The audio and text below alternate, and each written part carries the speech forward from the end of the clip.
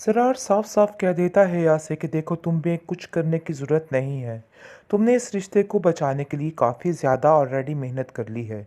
मैं तुम पर ज़्यादा बोझ नहीं डाल सकता। अगर साइमा को इस घर में नहीं रहना है तो तुम कुछ भी मत कहो। लेकिन आगे से हिया फिर से उल्टी चाल चलती है और कहती है कि मैं लोगों की चालें कामयाब नहीं होने दूंगी। आप बिल्कुल फ़िक्र मत कीजिए। मैं इस रिश्ते को बचाकर ही दम लूंगी। हालांकि किसी को इस बात की समझ नहीं आ रही कि हाँ किस तरीके से क्या क्या तोड़ने की कोशिश कर रही है। लेकिन जी आप देखेंगे कि साइमा को फ़ोन करके ज़रार के ख़िलाफ़ करती रहती है और हर बार कोई ऐसी बात कर देती है जिससे साइमा का दिल उचाट हो जाता है और वो काफ़ी ज़्यादा परेशान होने लगती है कि आखिर ये सब कुछ क्या हो रहा है। उसको खुद कुछ समझ नहीं आती है। हया इस कदर परेशान है कि उसकी परेशानी का आलम कोई भी नहीं बता सकता। मतलब ये है कि परेशान इसीलिए है कि अंदर अगर ये इरम पड़ गई तो मामला ऐसा ना हो कि संभल जाए, जिसकी वजह से वो साइमा का दिमाग पड़ती रहती है और इरम को उसके खिलाफ करती रहती है और कहती है कि ये जो कुछ कर रही है ना जानबूझ के कर रही है। देखिए आपकी भी कोई सेल्फ रिस्पेक्ट है और मैं ऐसा हरगिज़ नहीं चाहती हूँ कि आप ज़माने भर में ज़लील हों। तो बेहतर यही है कि आप भी इस तरह की टेंशन लेनी छोड़ दें। सब कुछ ठीक हो जाएगा। मैं आपके साथ हूँ ना, बस जैसा-जैसा आपको कहती हूँ आप वैसा-वैसा करते जाइए। देख लेना हालात कितनी जल्दी और कितने अच्छे हो जाएँगे। लेकिन जी आप देखेंगे कि वो इतने बुरे तरीके से गिराने की कोशिश कर रही है। साइमा को समझ ही नहीं आ पा रही और आंखें बंद करके वो उसकी हर एक बात पे यकीन करती जा रही है कि आखिर ये सब कुछ हो क्या गया। लेकिन अफसोस इस बात का कि वो इरम की बात मानने से बिल्कुल कासिर है। सिर्फ और सिर्फ हया की बातें ही उसको अपने टाइप की लगती हैं और हर उस बात पे यकीन करती है जो हया उसको समझाने की कोशिश कर रही है। सामने खड़ा हो जाता है और कहता है कि मैं हया के साथ मिलकर कुछ भी कर सकता हूँ और कुछ भी करने को तैयार हूँ। मुझे अब किसी से कोई खौफ व ख़तरा नहीं है। बस जो बात है अब मैं वही करूँगा। लेकिन जी आप देखेंगे कि बहुत ज़्यादा हया खुश हो चुकी है क्योंकि वो चाहती है कि इस घर में हर कोई एक दूसरे से खफा और लड़ता हुआ नज़र आए। उसके पास और कोई ऑप्शन ही नहीं था। आप देखेंगे कि किस तरीके से हया ने अपने आप को अपने ही मर्ज़ी में ढाल लिया है। रिफ़त के सामने अच्छी बन के रिफ़त को पार पड़ ये जतलाने की कोशिश कर रही है कि तुम्हें किसी भी तरह परेशान नहीं होना है।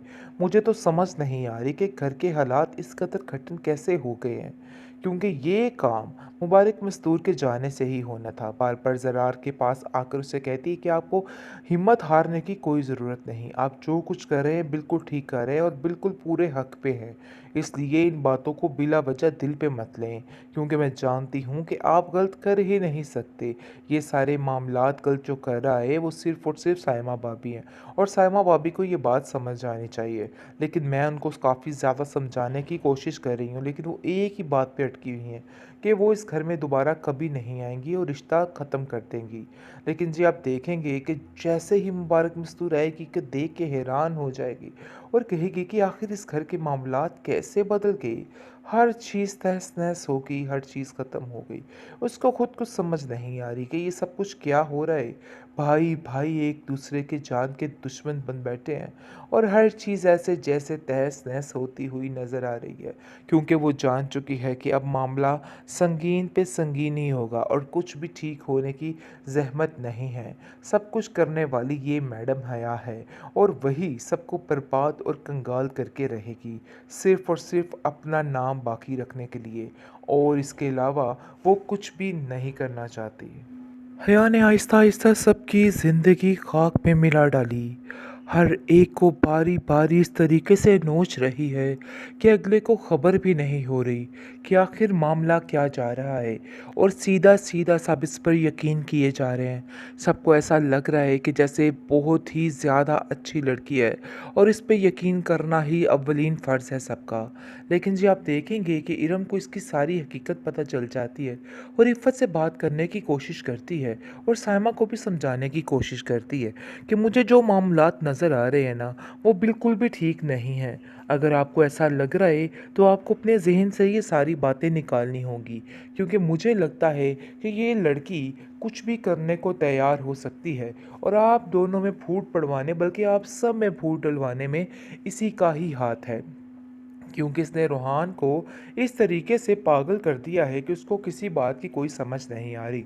वो साइमा के भी खिलाफ और रिफ़त के भी खिलाफ, यानी कि किसी के साथ मुखलिस नहीं रहा है। यहाँ के अब वो अपने भाई के साथ भी खड़ा हो चुका है और उसको कहता है कि चाहे जो मर्ज़ी हो जाए, मैं अपने काम को लैदा करके ही रहूँगा। आप देखेंगे कि साइमा कहती है कि मुझे तो समझ नहीं आ रही कि आखिर मामलात इतने बुरे कैसे हो गए, इतने पेचीदगियाँ कैसे आ गई। क्योंकि हया जो है वो हर एक को एक दूसरे के खिलाफ करके सबको आपस में लड़वाना और जंग करना चाहती है, जो कि वो कर रही है।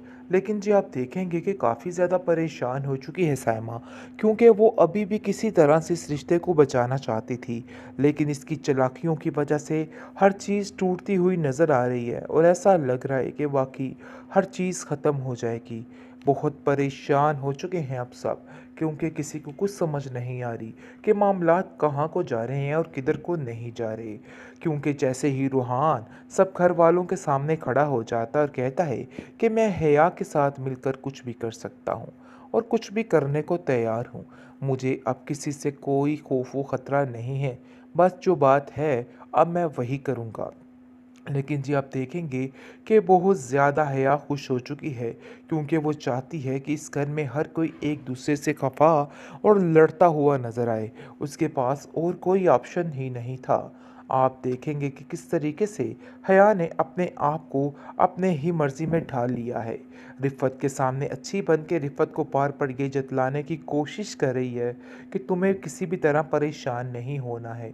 मुझे तो समझ नहीं आ रही कि घर के हालात इस कदर कठिन कैसे हो गए हैं, क्योंकि ये काम मुबारक मस्तूर के जाने से ही होना था। बार-बार ज़रार के पास आकर उससे कहती है कि आपको हिम्मत हारने की कोई ज़रूरत नहीं। आप जो कुछ कर रहे हैं बिल्कुल ठीक कर रहे हैं और बिल्कुल पूरे हक़ पे हैं। इसलिए इन बातों को बिला वजह दिल पे मत लें, क्योंकि मैं जानती हूँ कि आप गलत कर ही नहीं सकते। ये सारे मामलात गलत जो कर रहा है वो सिर्फ़ और सिर्फ़ साइमा भाभी हैं और साइमा भाभी को ये बात समझ जानी चाहिए। लेकिन मैं उनको काफ़ी ज़्यादा समझाने की कोशिश कर रही हूँ, लेकिन वो एक ही बात पे अटकी हुई हैं कि वो इस घर में दोबारा कभी नहीं आएँगी और रिश्ता ख़त्म कर देंगी। लेकिन जी आप देखेंगे कि जैसे ही मुबारक मस्तूर आएगी कि देख के हैरान हो जाएगी और कहेगी कि आखिर इस घर के मामलात कैसे बदल गए। हर चीज़ तहस-नहस हो गई, हर चीज़ ख़त्म हो गई। उसको खुद कुछ समझ नहीं आ रही कि ये सब कुछ क्या हो रहा है।